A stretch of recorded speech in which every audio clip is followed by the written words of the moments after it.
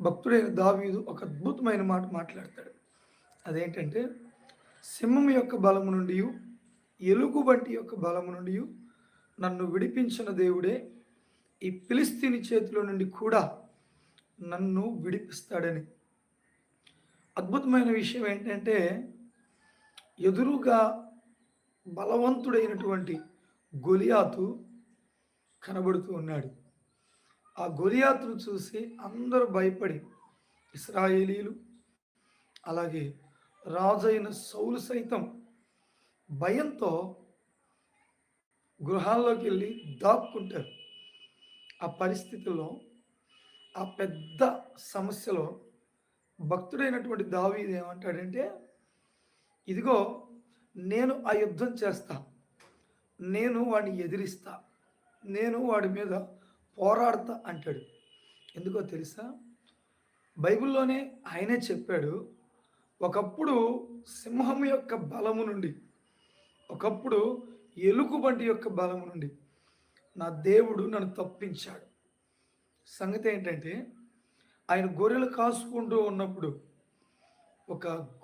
ఆ గొర్రెలను తినివేయడానికి ఎలుగుబంటి వచ్చినప్పుడు, సింహం వచ్చినప్పుడు ఆయన చీల్చేయగలిగాడు. దేవుడు అట్టి సామర్థ్యాన్ని, అట్టి శక్తిని దావీదుకి ఇచ్చాడు. సో ఎదురున్న సమస్య వైపు దావీదు చూడలేదు, కానీ దేవుడు ఒకప్పుడు చేసిన గొప్ప కార్యాన్ని, దేవుడు ఒకప్పుడు ఇచ్చిన బలాన్ని దేవుని బలం వైపు చూశాడు.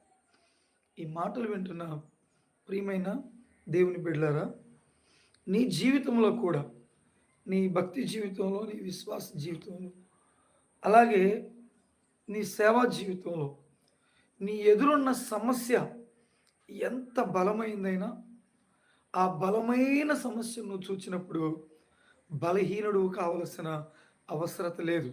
ఎందుకో తెలుసా? ఆ సమస్య అనేది చాలా బలమైందైతే, ఆ సమస్య కంటే కూడా బలవంతుడు మనము నమ్మిన మన దేవుడు. దేవునికి స్తోత్రం.